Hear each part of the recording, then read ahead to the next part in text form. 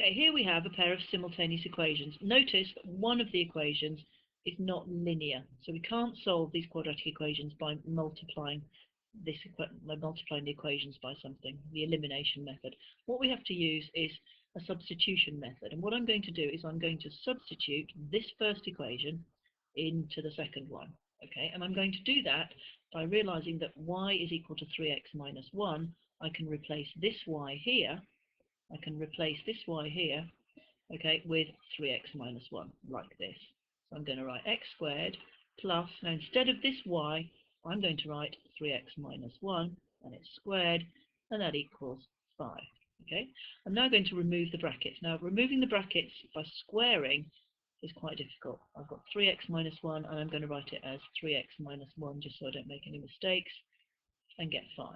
So I've now got, I'm going to remove that pair of brackets using FOIL. So I've got 3x multiplied by 3x, well that's 9x squared.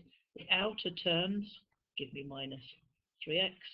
The inner two terms give me minus 3x as well. And then minus 1 times minus 1 is plus 1, and that still equals 5.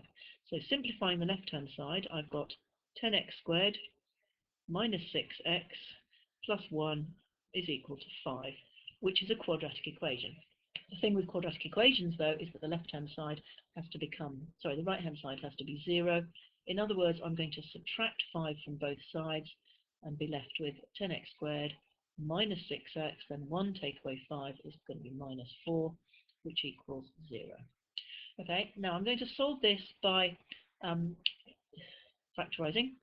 I know I have to factorize because the question does not say giving your answer to 3 significant figures or 4 decimal places, so I know that this will factorize. Before I factorize, though, I realize that I can divide both sides by 2. Okay, and I can do that because actually the right hand side is 0, and 0 divided by 2 is still just 0.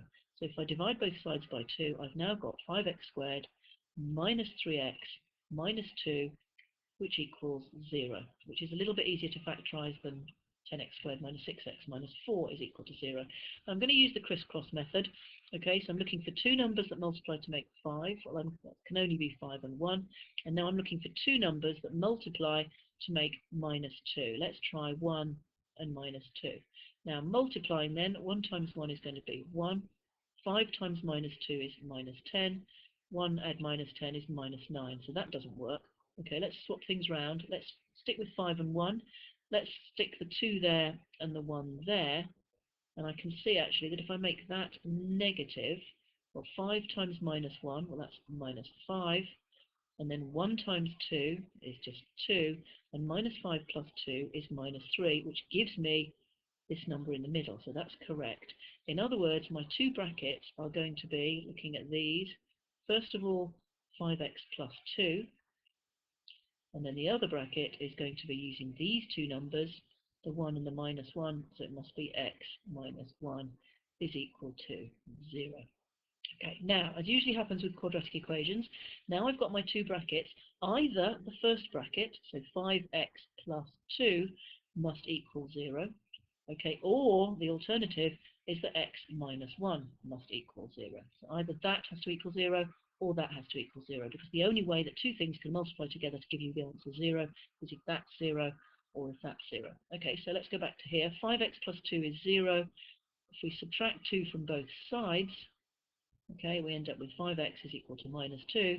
I now divide both sides by 5, and I get x is equal to minus 2/5. You can use a calculator if you like, then write it as minus 0.4. Okay, here x minus 1 is 0, so if I just add the 1 to both sides, x is equal to 1. Now, must be careful here, I haven't quite finished because my 2 simultaneous equations contain x and y, which means that I have to find both x and y. And the easiest way to do that is using this first equation. I'm going to substitute my 2 different values of x into this first equation. So I know that y is equal to 3x minus 1. Okay, so basically, when x is equal to minus 2/5, all right, I know that y is going to be 3x minus 1. In other words, it's going to be 3 lots of minus 2/5. Take away 1, well, that's just minus 6/5. Take away 1, which is minus 1 and 1/5. Take away 1, which is minus 2 and 1/5. Okay, so when x is minus 2/5, y is going to be minus 2 and 1/5. So I can write down my first pair of solutions.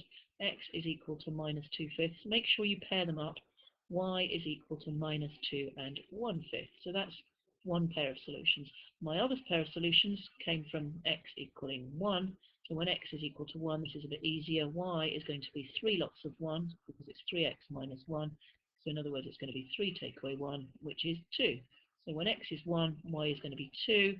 Again, I'll just write or in the middle there. When x is equal to 1, y is equal to 2. And there are my two solutions.